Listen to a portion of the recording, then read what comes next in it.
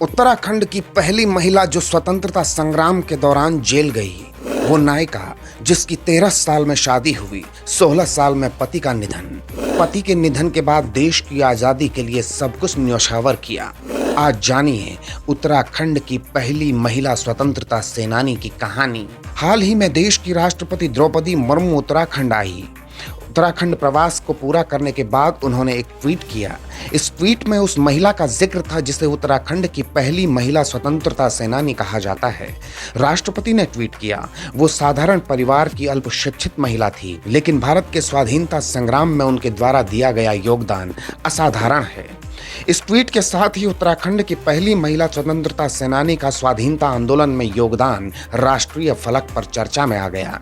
भारत में आज भी कई ऐसे गुमनाम नायक नायिकाएं हैं जिन्होंने देश की आज़ादी के लिए अपना सब कुछ न्योछावर कर दिया।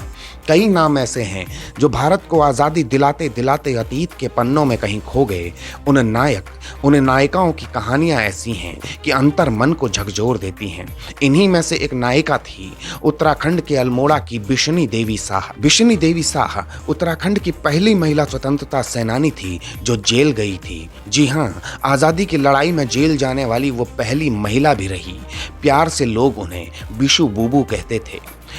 बिशनी देवी का जन्म 12 अक्टूबर 1902 को बागेश्वर में हुआ था। बिशनी देवी ने बागेश्वर में ही कक्षा 4 तक की शिक्षा ग्रहण की। 13 साल की उम्र में बिशनी देवी की शादी अल्मोड़ा के अध्यापक रामलाल के साथ हुई।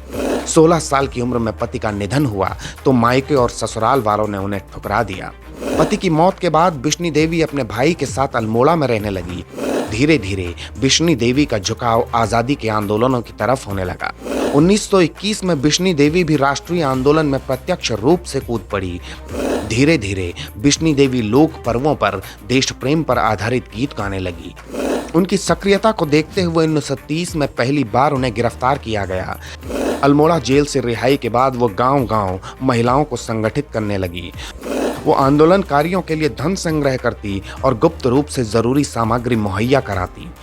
1932 में बिशनी देवी को फिर से गिरफ्तार कर लिया गया। 1932 में ही एक बार फिर से उन्हें गिरफ्तार कर अल्मोड़ा जेल रखा गया। बार बार गिरफ्तारी के बाद भी उनके साहस में कमी नहीं आई। 29 मई 1933 को उन्हें रिहा कर दिया गया। 1945 में जब जवाहरलाल नेहरू अल्मोड़ा कारागार से रिहा हुए तो बिशनी देवी उन्हें लेने के लिए कारागार के मुख्य द्वार पर गई और सरकारी अफसरों पर कटाक्ष किया। वो लगातार स्वाधीनता के आंदोलनों में सक्रिय रही। 1974 में 93 साल की आयु में लोगों की प्यारी बिशु बूबू यानी बिशनी देवी साह का देहांत हो गया।